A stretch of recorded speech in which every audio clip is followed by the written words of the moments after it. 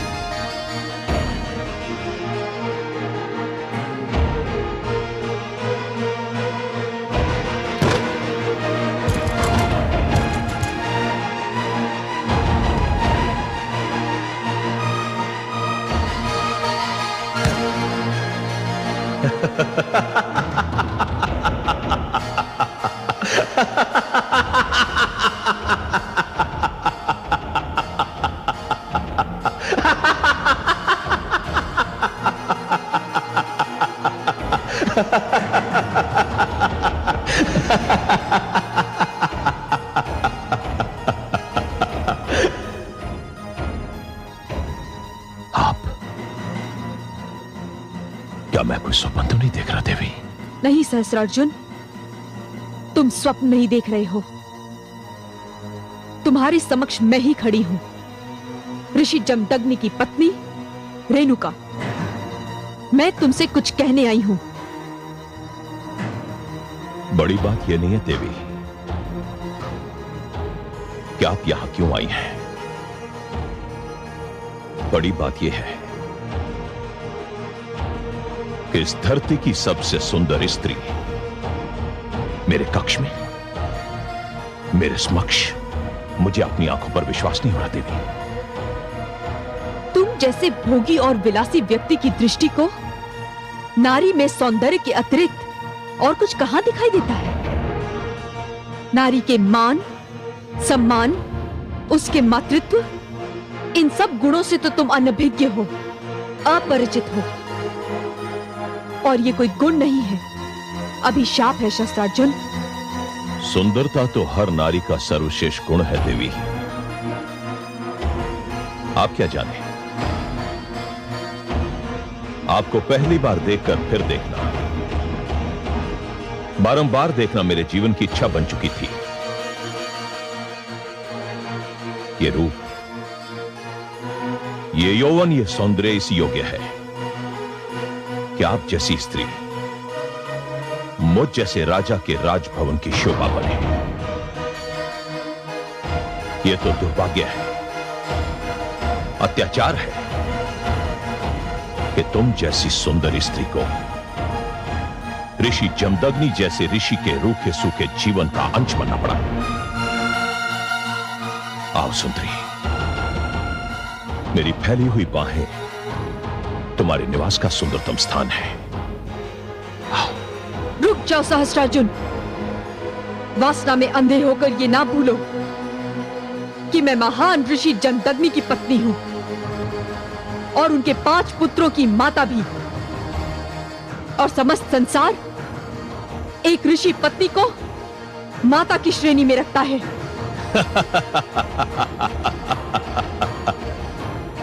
सहस्रार्जुन उस स्त्री के अतिरिक्त जिसने उसे जन्म दिया है, संसार की किसी भी सुंदर स्त्री को अपनी माता नहीं समझता देवी। और तुम जैसी सुंदरी को माता समझना सौंदर्य का अपमान होगा, महापाप होगा। आओ देवी, आओ, आओ देवी।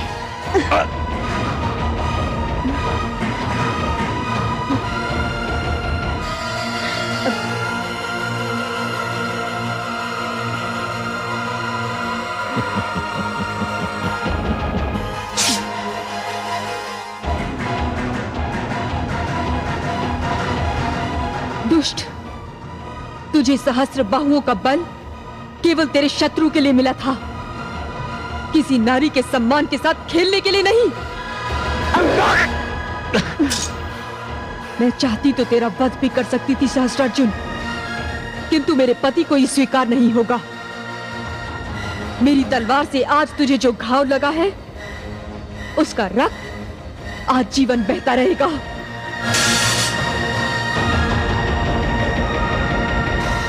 आप धन्य हैं देवी रेणुका, आप धन्य हैं। महादेवी, महादेवी देखा आपने, देवी रेणुका ने नीच सहस्त्रार्जुन को यह दिखा दिया कि नारियों का अनादर करने वालों के साथ कैसा व्यवहार होना चाहिए। देखा कमल नयन, मुझे रेणुका के आत्मसम्मान पर गर्व हो रहा है, किंतु मैं उसके लिए चिंतित भी हूँ। बड़ी विचित्र हैं आप। जब मुझे चिंता होती है तो आप मुझे सांत्वना देती हैं, और अब आप स्वयं चिंताग्रस्त हैं। अच्छा बताइए, आपकी चिंता का कारण क्या है? मैं स्त्री हूँ कमल नयन, इसी कारण मैं पुरुष के स्वभाव को भली भांति जानती हूँ। संदेह पुरुष के स्वभाव का एक विशेष अंग है। दूसरों, विशेषतया स्त्रियों के चरित्र पर संदेह करना उसके लिए सरल है, और कभी कभी उसे इस संदेह में आनंद भी आता है। महादेवी, मैं आपकी बात समझने का प्रयास अवश्य कर रहा हूँ, पर समझ नहीं पा रहा हूँ। रेणुका अपने पति को कष्ट सहते देखकर व्याकुल हो उठी थी। वो सहस्त्रार्जुन के पास इसी कारण गई थी कि उसके पति और परिवार की यातनाओं का अंत हो जाए। उसे विश्वास था कि इस प्रकार वो सहस्त्रार्जुन के मन में लज्जा जगा सकेगी और अपने पति को उसके आतंक से छुटकारा दिला सकेगी। परंतु अब मुझे लगता है कि उसका ये विश्वास किसी संदेह की धारा में बहने वाला है। कोई है? कोई है? क्यों? ये घाव दिखाकर अपने सेवकों से भी अपने वीरतापूर्ण कार्य की बधाई लेना चाहते हैं? महारानी, जब वो ऋषि कन्या यहाँ खड़ी थी, तब ये दहाड़ती वाणी मूक क्यों हो गई थी? मृत्यु के भय ने आपको उस स्त्री के सामने आत्मसमर्पण के लिए विवश कर दिया, जिसके साथ आप बलात्कार जैसा घिनौना पाप करने जा रहे थे। महारानी, आप पत्नी होने की सीमा का उल्लंघन कर रही हैं। मैंने तो केवल एक पत्नी होने की सीमा का उल्लंघन किया है, किंतु आपने तो गौ माता की चोरी करा के क्षत्रिय धर्म और पूर्वजों की दी हुई संस्कृति की सीमा का उल्लंघन किया है। ऋषियों के आश्रम जलाकर आचरण की सीमा का उल्लंघन किया है। व्यभिचारी और विलासी बनकर समाज की हर सीमा का उल्लंघन किया है। और आज तो आपने एक पतिव्रता नारी, एक आदर्श माता और एक आदरणीय देवी के सम्मान पर आक्रमण करके मानवता की हर सीमा का उल्लंघन कर डाला। महारानी मृण्मयी, बस। यदि एक भी शब्द मुंह से निकला तो आप मेरी हत्या कर देंगे, यही कहना चाहते हैं ना आप? तो ये इच्छा भी पूरी कर लीजिए। मैं स्वयं भी इस अपमानजनक जीवन से ऊब चुकी हूं, परंतु मेरी एक बात सुन लीजिए। आज आपने जो किया है, उसके क्या परिणाम होंगे, आप उसकी कल्पना भी नहीं कर सकते। मैंने यहां किसी को इसलिए पुकारा था कि वो मेरे घावों पर लेप लगाए, इसलिए नहीं कि वो मेरे घावों पर नमक छिड़के। जो घाव आपके शरीर पर है, उसका तो उपचार संभव है, किंतु जिस घाव से आपकी आत्मा आहत है उसका कोई उपचार नहीं। बारारी! हाथ क्यों रोक लिया स्वामी? काश आज आपने मुझे इस जीवन से मुक्ति दे दी होती जो एक लाचार नारी के अश्रुओं में भीगा हुआ है।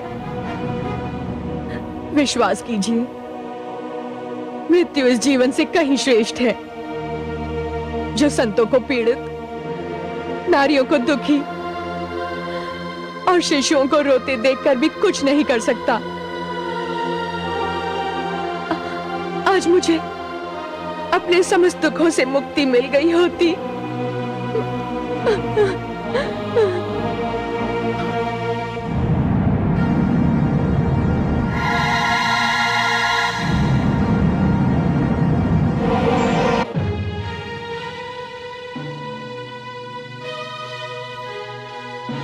रुक जाओ सैनिकों।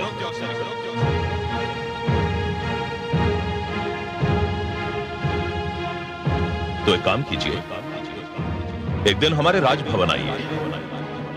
हो सकता है कि ऋषि और हमारे बीच कोई संधि का मार्ग निकल आए।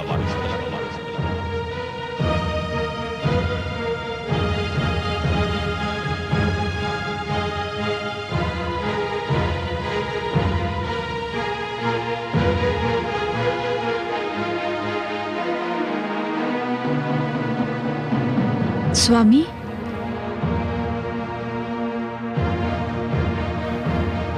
कहां थी तुम?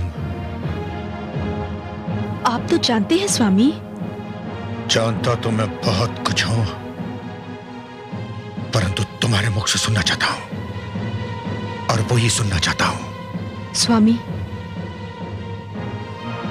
आपके नेत्रों से जो कुछ झांक रहा है उसे जीवन में मैं पहली बार कोई संज्ञा देने में अपने आप को असमर्थ पा रही हूं। क्या नाम दूं उसे? क्रोध, ईर्ष्या या फिर संदेह? तुमने भी जीवन में जो किया है, पहली बार मैं उसे कोई नाम नहीं दे पा रहा हूं। मैं समझी नहीं स्वामी। जब पुरुष के लिए कहा जाता है कि रात्रि को उसकी आंख चाहे कहीं भी लगे, भोर को खुलनी अपनी ही शैया पर चाहिए, तब तो यह सिद्धांत स्त्री पर और कठोरता से लागू होता है। स्वामी, मैं जानती हूं मुझे थोड़ा विलंब हो गया है, किंतु विलंब नहीं, पूरी रात बीत चुकी है। मैं क्षमा चाहती हूं स्वामी, किंतु आप तो जानते ही हैं मैं कहां गई थी और क्यों गई थी। कहां गई थी यह भली भांति ज्ञात है मुझे, परंतु क्यों गई थी इस प्रश्न ने मुझे असमंजस में डाल दिया है। स्वामी, आप कहना क्या चाहते हैं? मैं कहना नहीं चाहता, केवल ये पूछना चाहता हूं कि पूरी रात आप उस दुष्ट शेष अर्जुन के पास क्या करती रही? स्वामी, आप मुझ पर संदेह कर रहे हैं स्वामी? यह मेरे प्रश्न का उत्तर नहीं है। आप मेरे पति हैं, मेरे स्वामी हैं। मुझसे प्रश्न करने का अधिकार है आपको, किंतु मैं आपकी पत्नी होने के साथ साथ सतीत्व का पालन करने वाली एक नारी भी हूं, और एक नारी के चरित्र पर लांछन लगाने का अधिकार आपको नहीं है स्वामी।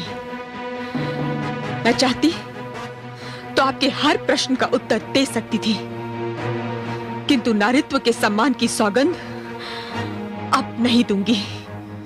क्यों? क्या इस कटु सत्य पर आधारित प्रश्न का उत्तर देते हुए तुम्हें लज्जा आ रही है? लज्जा नहीं आ रही है स्वामी। मैंने ऐसा कोई कार्य नहीं किया है जिस पर मुझे लज्जा आए। पति और पत्नी का संबंध एक ऐसी कोमल भावना पर आधारित होता है जिसका नाम विश्वास है। और जब आपको मुझ पर विश्वास ही नहीं रहा स्वामी, तो मेरा कोई भी उत्तर, मेरा कोई भी तर्क आपको संतुष्ट नहीं कर सकता। ये क्यों नहीं कहती कि तुम्हारे पास मेरे प्रश्न का कोई उत्तर नहीं, कोई तर्क नहीं? मुझे तर्क देने की आवश्यकता भी नहीं है स्वामी। मेरा समस्त जीवन आपके सामने है। मैं आपके पुत्रों की माता हूं। मैंने आजीवन आपकी सेवा की है। मैंने आपके पुत्रों को दूध के रूप में अपना लहू पिला पिला कर पाला पोसा है। जब आपका एक संदेह इतने सारे प्रमाणों को नकार सकता है, तो फिर किसी भी तर्क, किसी भी उत्तर का कोई महत्व नहीं रह जाता स्वामी। तो फिर तुम भी सुन लो। मैं ये बताने की आवश्यकता नहीं समझता कि मैं क्या करना चाहता हूं और क्यों करना चाहता हूं।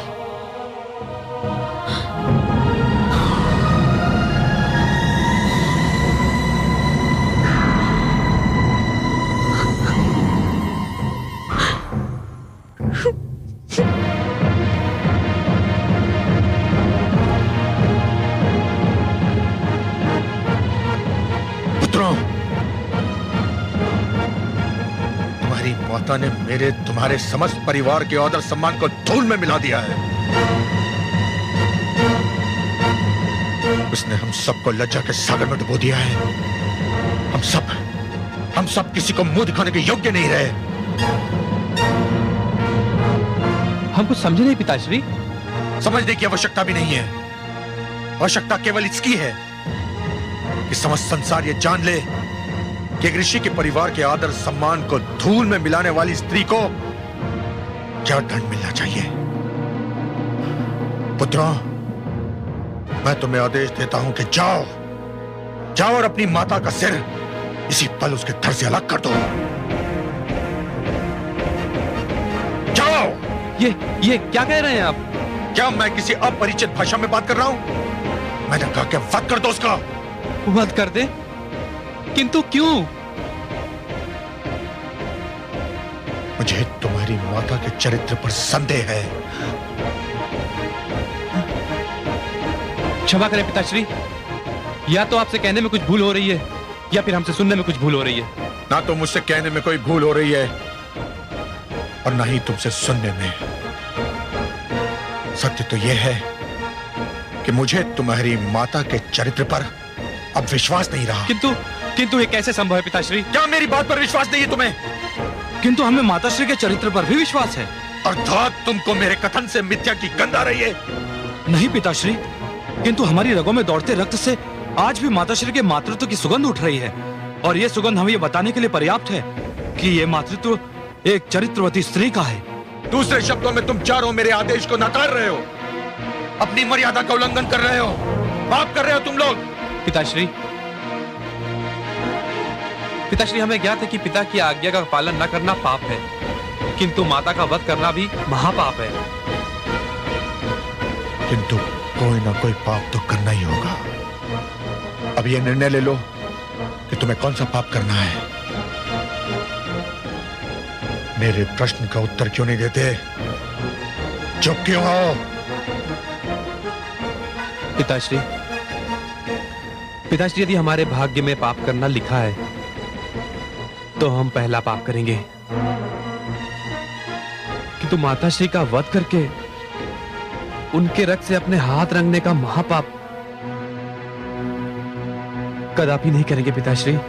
दुर्भाग्यशाली हो तुम, दुर्भाग्यशाली। अपराध किया है तुम चारों ने, और इस अपराध के लिए मैं तुम लोगों को जीवन भर क्षमा नहीं करूंगा। चले जाओ यहां से, दूर हो जाओ मेरी दृष्टि से।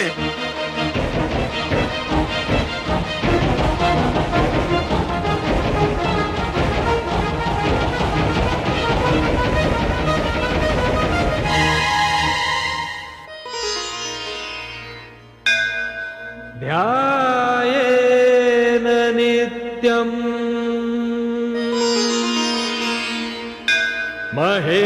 देशम्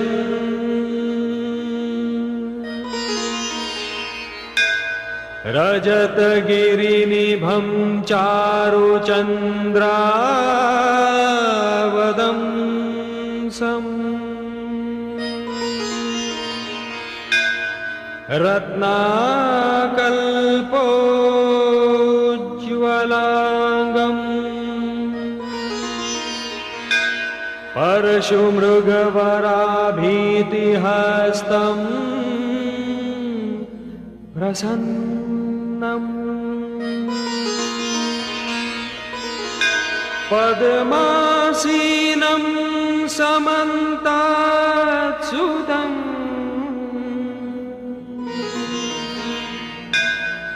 मरगणैर्व्याघ्रकृत्तिं वसानम्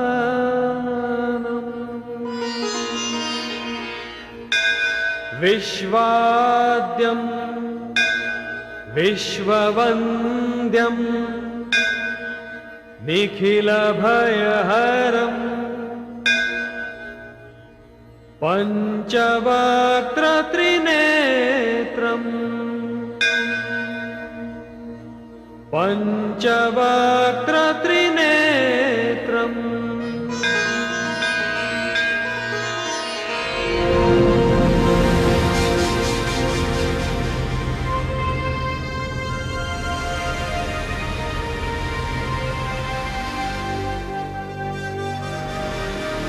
शंभो!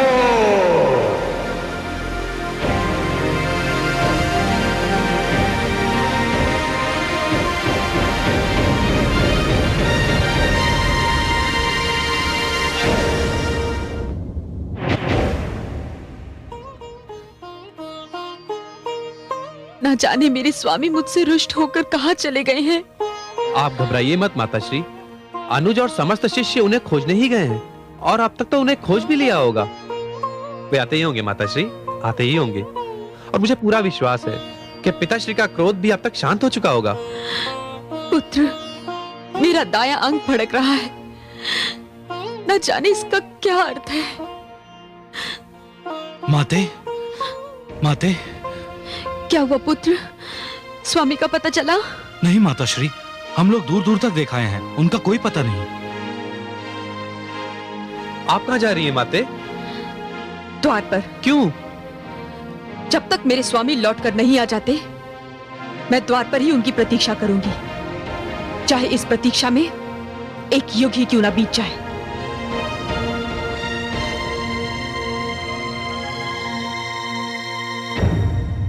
मैं मां हूं, धरती मां।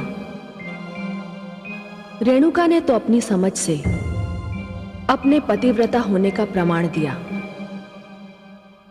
परंतु मुझे चिंता ये हो रही है कि कहीं एक नई प्रथा की नींव ना पड़ जाए कि पति चाहे जो करे और चाहे जहां चला जाए, पत्नी को उसकी प्रतीक्षा करनी होगी।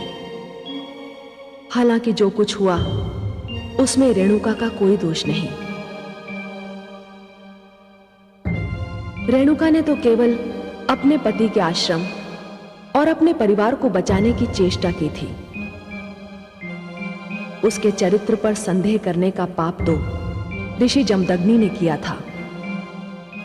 यदि किसी को दंड मिलना चाहिए तो ऋषि जमदग्नि को मिलना चाहिए, क्योंकि उन्होंने एक कठिन घड़ी में अपने विद्वान और ज्ञानी होने का प्रमाण नहीं दिया।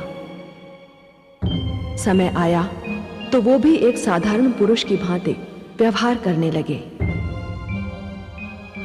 मैं जानती हूं कि संदेह एक ऐसा रोग है जिसका कोई उपचार नहीं, और मुझे भय है कि ऋषि जमदग्नि का झूठा संदेह कोई भयानक घटना बनकर सामने आने वाला है।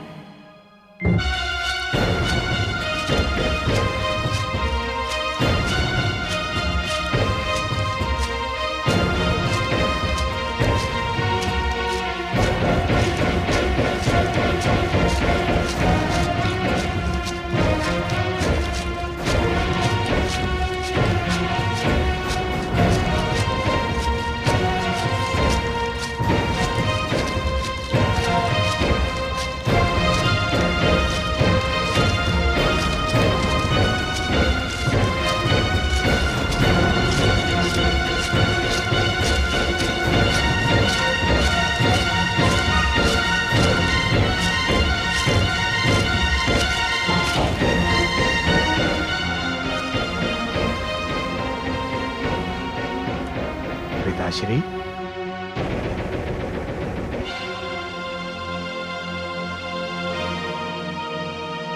पिताश्री,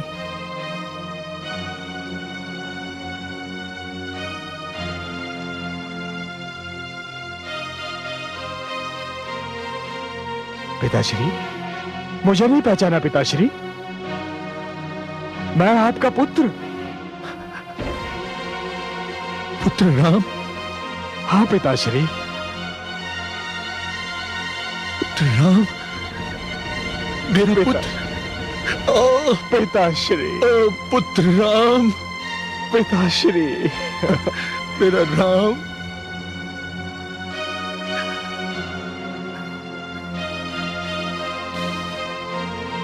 पुत्र राम, मेरा राम। किंतु पिताश्री, अब मेरे गुरुदेव महादेव ने मेरा नाम परशुराम कर दिया है। परशुराम?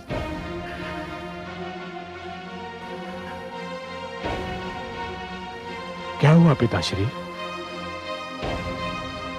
मेरे लौटने से आपको प्रसन्नता नहीं हुई क्या? प्रसन्नता तो अवश्य हुई है पुत्र, किंतु इस बात का विश्वास नहीं है कि प्रसन्नता कितने क्षण और जीवित रहेगी। आप ऐसा क्यों कह रहे हैं पिताश्री? तो क्या कहूं, मेरे चारों पुत्रों ने मेरे आदेश का तिरस्कार किया है, तो मैं पांचों से क्या अपेक्षा करूं और क्यों करूं? मेरे अग्रजों ने आपका तिरस्कार किया? क्या किया उन्होंने पिताश्री? मैंने उन्हें कुछ करने का आदेश दिया था, परंतु उन्होंने नहीं माना। जीवन में पहली बार पुत्र, पहली बार मुझे ऐसे अनादर का अनुभव हुआ है। मुझे तो अपने आप में लज्जा आ रही है। पिताश्री, मुझे खेद है कि मेरे अग्रजों ने आपको दुख पहुंचाया, परंतु अब तो मैं आ गया हूं। आप मुझसे कहिए, मुझे आदेश दीजिए कि आप क्या चाहते हैं।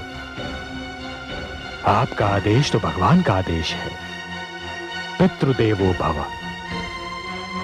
और यदि तुमने भी मेरे आदेश से असहमति प्रकट की तो? पिताश्री, मैं असहमति क्यों प्रकट करूंगा? आप आदेश देकर तो देखिए, मैं आपके आदेश का अवश्य पालन करूंगा। मुझे वचन देते हो पुत्र? पिताश्री, वैसे वचन की कोई आवश्यकता है तो नहीं, किंतु यदि मेरे वचन से आपकी सांत्वना होती है तो मैं आपको वचन देता हूं कि आप जो भी आदेश देंगे, मैं बिना कोई प्रश्न पूछे आपके आदेश का पूर्णतया पालन करूंगा। चिरंजीवी भव पुत्र, चिरंजीवी भव। आज तुमने मुझे वो प्रसन्नता दी है जो किसी भी पुत्र ने अपने पिता को नहीं दी होगी। किंतु अब तो बता दीजिए पिताश्री कि आपका आदेश है क्या?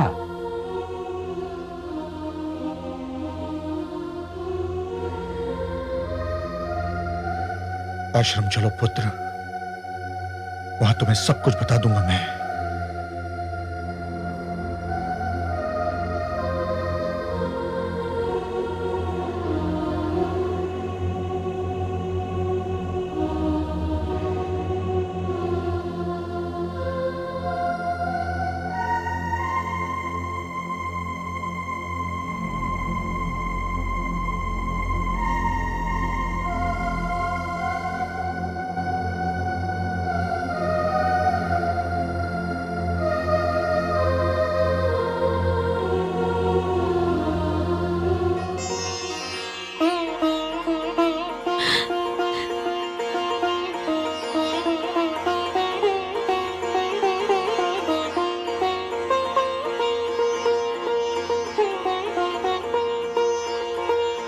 स्वामी,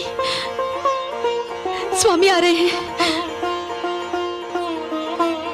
किंतु साथ में ये नवयुवक कौन है?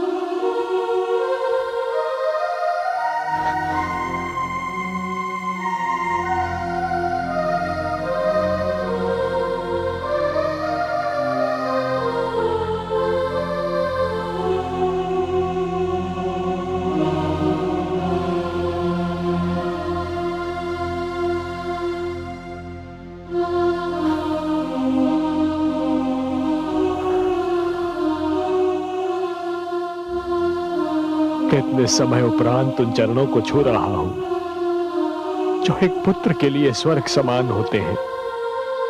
हे माता, अपने पुत्र राम का प्रणाम स्वीकार कीजिए माता।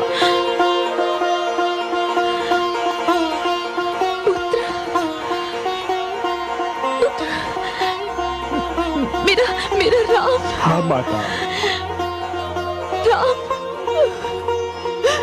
राम तुम आ गए पुत्र। हाँ माता। मेरे लाल। हे माते।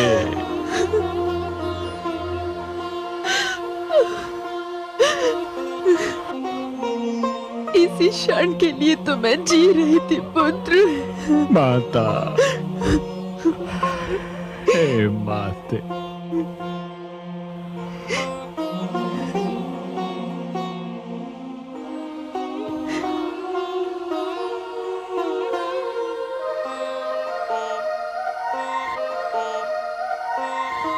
स्वामी,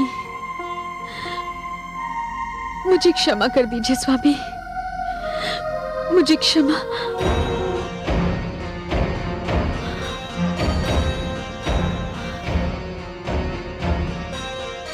स्वामी,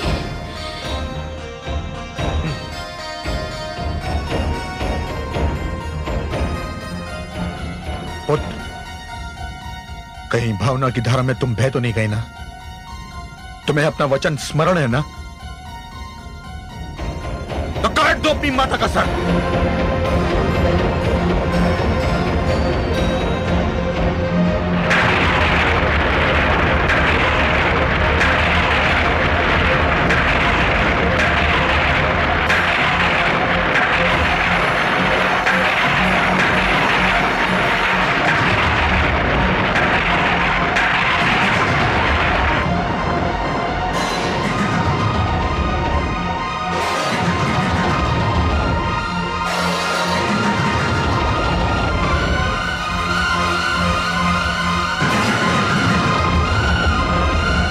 मेरी आज्ञा का पालन करने में इतना विलंब क्यों?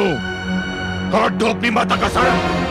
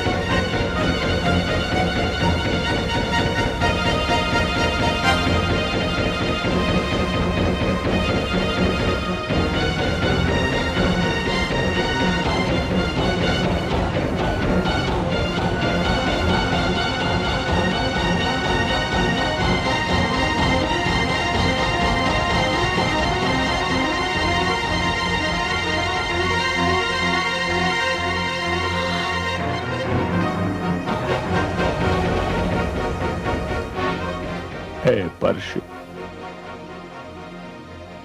तुझे मैं अपने गुरु शिव शंकर का दिया हुआ वरदान समझूं या अपने दुर्भाग्य का प्रतीक?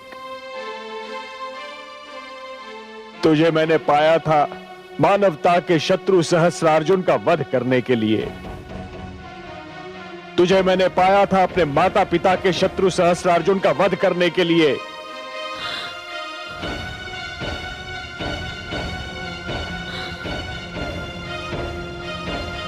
परंतु तेरा प्रथम प्रहार होगा उस माता पर जिसकी कोख से मैंने जन्म लिया, जिसकी गोद में मैंने अपने जीवन का प्रारंभ किया, जिसके प्रेम के ऋण से मेरा रोम रोम बिंधा हुआ है, जिसका प्रेम मेरे जीवन की महानतम पूंजी है, जिसके चरण स्पर्श करने के लिए मैं वर्षों से तड़प रहा था। गुरुदेव, हे शिव शंकर, हे समस्त देवी देवताओं, हे समस्त ऋषिगण, आप सब साक्षी रहना कि मैं केवल अपना वचन निभा रहा हूं, केवल अपने पिता की आज्ञा का पालन कर रहा हूं।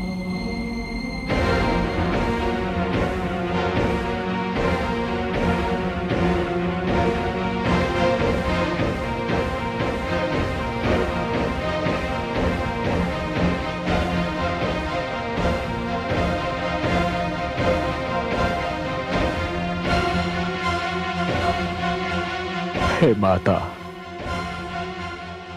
अपने इस अभागे पुत्र को क्षमा कर देना माता। मैं वो करने जा रहा हूं जो आज तक किसी पुत्र ने नहीं किया होगा, और ईश्वर ना करे कि आज के उपरांत किसी पुत्र को करना पड़ जाए।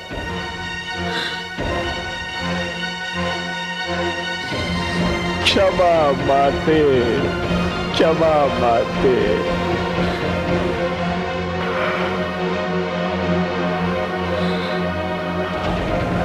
क्षमा माते, क्षमा माते, क्षमा, क्षमा माते, क्षमा माते, क्षमा।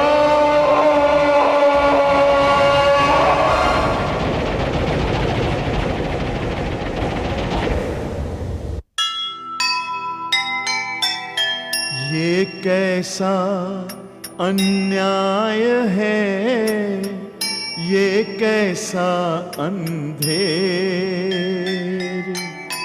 एक झूठे संदेह ने डाले मन में फेर।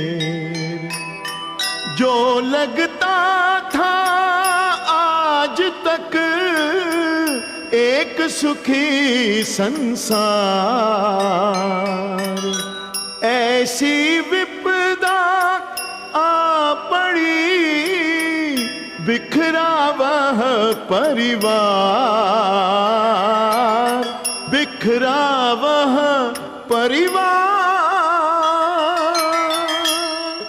जो सुनेगा ये पुराण पाएगा सुख और ज्ञान, पाएगा सुख और ज्ञान। कर्म को ही धर्म जान, प्रेम की तू छेड़तान, प्रेम की तू छेड़तान।